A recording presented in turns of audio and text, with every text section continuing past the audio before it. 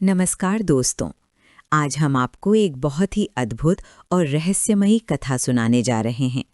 ये कहानी है इला और सुद्युम्न, पुरूरवा और महान योद्धा धुंधुमार की। लोमहर्षण जी कहते हैं, वैवस्वत मनु के 9 पुत्र थे। इक्ष्वाकु, नाभाग, धृष्ट, शर्याति, नरिष्यंत, प्रांशु, अरिष्ट, करूष और पृषभ्र। एक बार मनु को संतान नहीं थी। उन्होंने मित्र वरुण यज्ञ किया। यज्ञ की अग्नि से एक दिव्य कन्या उत्पन्न हुई। उसका नाम रखा गया इला। मनु ने कहा, कल्याणी मेरे पास आओ। लेकिन इला बोली, मैं मित्र और वरुण के अंश से उत्पन्न हुई हूं, पहले उन्हीं के पास जाऊंगी। वो मित्र वरुण के पास पहुंची। उन्होंने कहा, तुम हमारी कन्या कहलाओगी और आगे चलकर मनु के वंश को बढ़ाने वाला पुत्र बनोगी। तीनों लोकों में तुम सुद्युम्न के नाम से प्रसिद्ध होगी। रास्ते में इला की भेंट बुध से हुई। उनसे पुरूरवा का जन्म हुआ। फिर इला पुरुष रूप में बदल गई। अब वो सुद्युम्न कहलाने लगी। सुद्युम्न के 3 पुत्र हुए, उत्कल, गये और विनताश्व। उत्कल को उड़ीसा मिला, गये को पूर्व दिशा और विनताश्व को पश्चिम। मनु ने राज्य बांटा। इक्ष्वाकु सबसे बड़े थे, उन्हें मध्य देश मिला। सुद्युम्न स्त्री से पुरुष बने थे, इसलिए उन्हें राज्य नहीं मिला।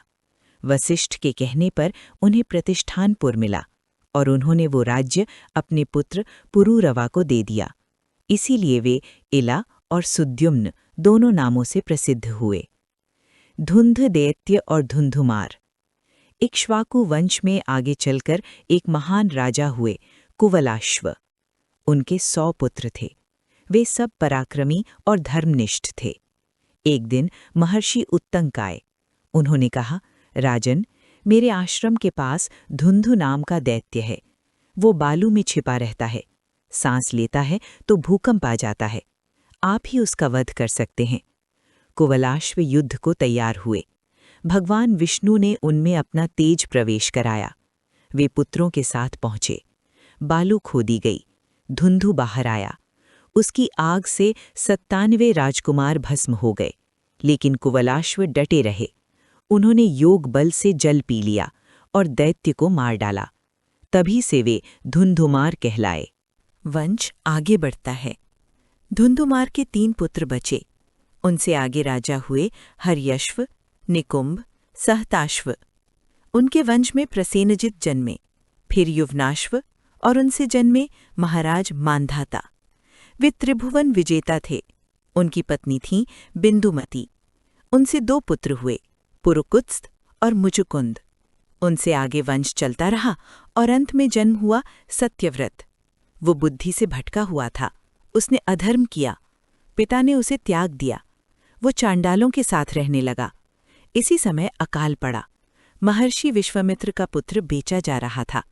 सत्यव्रत ने उसे मुक्त कराया और उसका पालन किया।